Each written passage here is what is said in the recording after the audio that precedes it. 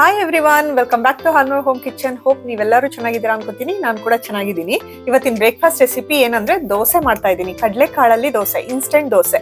ಇದನ್ನ ಅಕ್ಕಿ ಹಾಕಲ್ಲ, ಮತ್ತೆ ಹಿಂದಿನ ದಿವಸ ರುಬ್ಬೇಕು, ನೆನೆಸ್ಬೇಕು, ಹಿಟ್ಟು ಫರ್ಮೆಂಟ್ ಮಾಡ್ಬೇಕು, ಅದೆಲ್ಲ ಏನಿಲ್ಲ. ಸೋಡಾನೂ ಹಾಕಲ್ಲ, ಅವಾಗ್ಲೇ ರುಬ್ಬಿ ಅವಾಗ್ಲೇ ಮಾಡುವಂಥದ್ದು. ಕ್ರಿಸ್ಪಿಯಾಗೂ ಬರುತ್ತೆ. ತುಂಬಾ ಹೈ ಪ್ರೋಟೀನ್ ಇರುವಂತ ದೋಸೆ.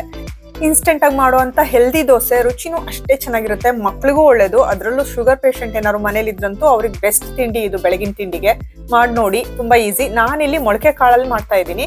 ಮೊಳಕೆ ಕಟ್ಟಿರೋ ಕಾಳಿದ್ರೆ ಇನ್ನೂ ಒಳ್ಳೇದು. ಮೊಳಕೆ ಕಟ್ಟಿದ್ರೆ ನ್ಯೂಟ್ರಿಷನ್ ಜಾಸ್ತಿ ಇರುತ್ತೆ.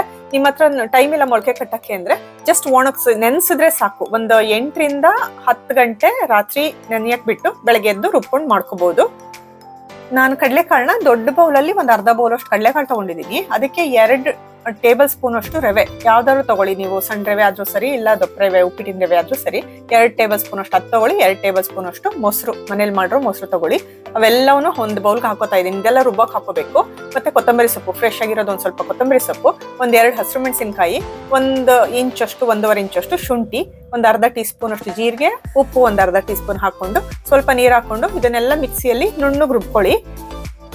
ನಾನು ರುಬ್ಬಿದ್ದಾಯ್ತು. ಇದು ಸ್ವಲ್ಪ ಗಟ್ಟಿ ಇದೆ ಹಿಟ್ಟು. ಇಷ್ಟು ಹಿಟ್ಟು ಗಟ್ಟಿ ಇದ್ರೆ ದೋಸೆ ಅಷ್ಟು ಚೆನ್ನಾಗಾಗಲ್ಲ. ಸ್ವಲ್ಪ ನೀರು ಹಾಕೋತಿದ್ದೀನಿ, ನೋಡ್ಕೊಳ್ಳಿ. ದೋಸೆ ಕನ್ಸಿಸ್ಟೆನ್ಸಿ ಬರಬೇಕು. ನಾರ್ಮಲ್ ಅಕ್ಕಿ ದೋಸೆ ಮಾಡಿದ್ರೆ ಯಾವ ತರ ಇರುತ್ತಲ್ವಾ, ತೆಳ್ಳಗೆ ಅಷ್ಟಿದ್ರೆ ಸಾಕು. ದೋಸೆನೂ ಅಷ್ಟೇ, ಕಡಲೆಕಾಳು ದೋಸೆ ತೆಳ್ಳಗ್ ಮಾಡ್ಕೊಂಡಷ್ಟು ಕ್ರಿಸ್ಪಿಯಾಗಿ ರುಚಿಯಾಗಿ ಚೆನ್ನಾಗಿ ಬರುತ್ತೆ. ದೋಸೆ ಹಿಟ್ಟು ರೆಡಿ ಆಯ್ತು.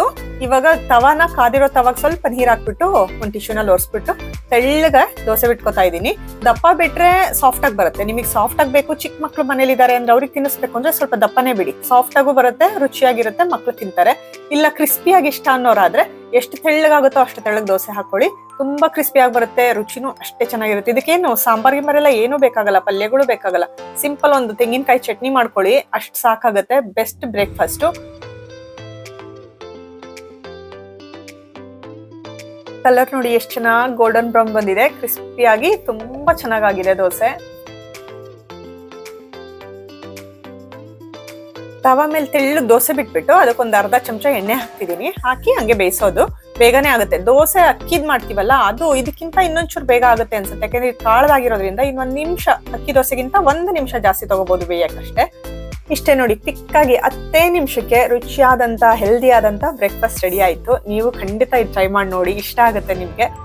ಈ ವಿಡಿಯೋ ಇಷ್ಟ ಆದ್ರೆ ಲೈಕ್ ಮಾಡಿ, ಶೇರ್ ಮಾಡಿ, ನಿಮ್ ಫ್ಯಾಮಿಲಿ ಫ್ರೆಂಡ್ ಜೊತೆಗೆಲ್ಲ, ಮತ್ತೆ ಕಾಮೆಂಟ್ ಮಾಡಿ ಹೇಳಿ ಆಯ್ತಾ. ಮತ್ತೆ ನನ್ನ ಚಾನೆಲ್ ನೀವಿನ್ನ ಸಬ್ಸ್ಕ್ರೈಬ್ ಆಗಿಲ್ಲ ಅಂದ್ರೆ ಮರಿದೆ ಸಬ್ಸ್ಕ್ರೈಬ್ ಮಾಡ್ಕೊಳ್ಳಿ. ಮುಂದಿನ ಒಂದು ಒಳ್ಳೆ ರೆಸಿಪಿ ಜೊತೆ ಸಿಗ್ತೀನಿ ಗೈಸ್. ಅಲ್ಲಿವರೆಗೂ ಟೇಕ್ ಕೇರ್ ಎವ್ರಿವನ್, ಬಾಯ್.